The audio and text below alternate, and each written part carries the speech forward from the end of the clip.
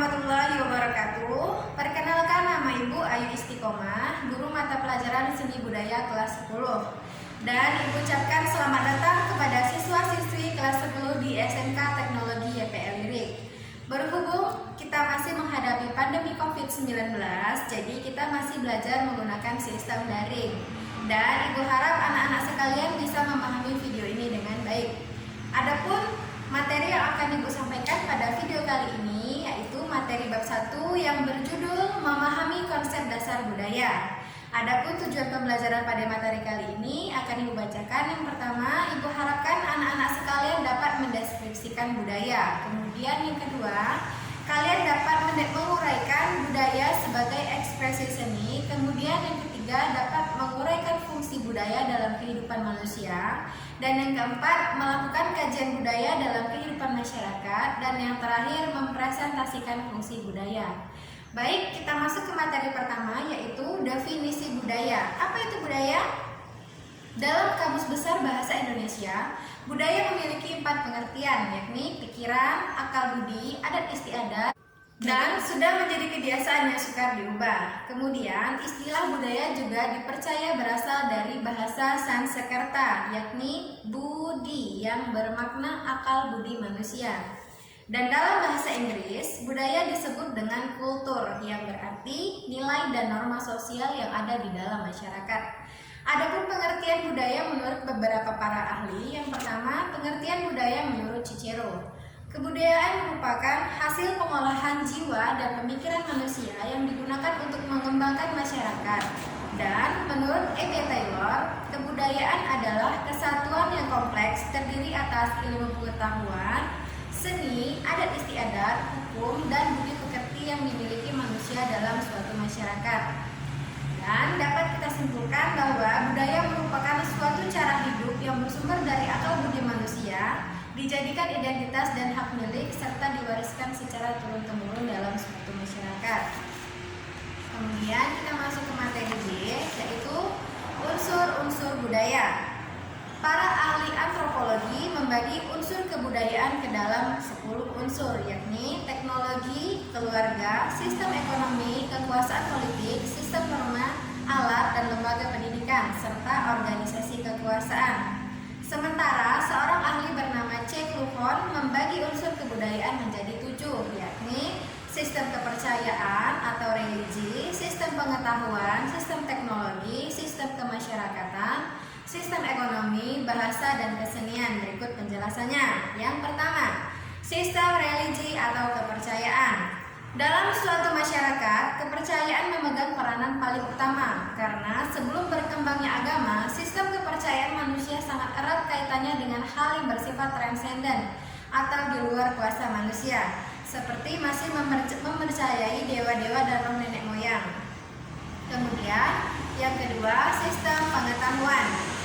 Contoh sistem pengetahuan yang telah disepakati oleh masyarakat adalah pengetahuan tentang tempat atau benda-benda yang ada di alam sekitar. Adapun pengetahuan secara fisik seperti pengetahuan tentang anggota tubuh dan perbedaan antara laki-laki dan perempuan. Kemudian yang ketiga, sistem teknologi. Teknologi dapat dimaknai sebagai penemuan yang bertujuan untuk mempermudah dan mempercepat pekerjaan manusia. Sistem teknologi berkembang seiring dengan kemajuan zaman. Pada era prasejarah, teknologi berkembang sesuai 3 masa, yakni zaman batu, zaman perunggu, dan zaman logam. Setelah adanya era prasejarah, kini kemajuan teknologi telah memasuki era baru, yakni era digital. Dan yang keempat, ada sistem kemasyarakatan. Sistem kemasyarakatan berkaitan erat dengan sistem religi, karena latar belakang kesukuan, derajat, dan tempat tinggal. Pada zaman dahulu, masyarakat yang memiliki agama atau suku bangsa yang sama akan membentuk suatu komunitas yang mendiami wilayah tertentu. Di Indonesia sendiri, sistem kemasyarakatan yang banyak digunakan adalah sistem paguyuban dan patembayan. Contoh dari sistem paguyuban ialah mereka yang memiliki latar belakang sama, suku bangsa yang sama, dan memiliki daerah yang sama. Dan sistem patembayan, contohnya ialah mereka yang memiliki kedudukan yang sama dalam sebuah perusahaan. Contohnya dalam sistem politik ya. Dan yang kelima, sistem ekonomi. Pada zaman dahulu, sistem ekonomi yang disepakati pada masyarakat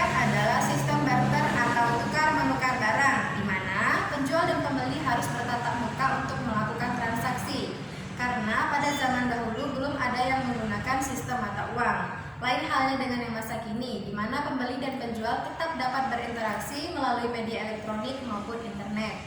Kemudian yang keenam ada bahasa. Bahasa dapat disebut juga sebagai kunci kebudayaan karena menjadi alat komunikasi yang paling esensial bagi manusia.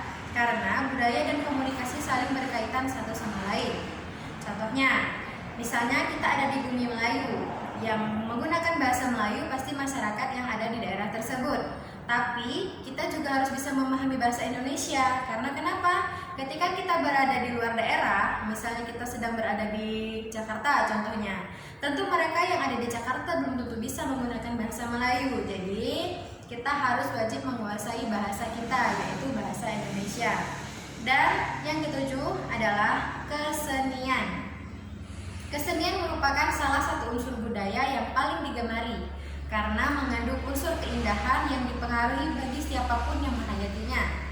Bentuk kesenian yang berkembang di masyarakat sangatlah beragam, mulai dari seni rupa, seni arsitektur, seni musik, seni tari, hingga seni pertunjukan.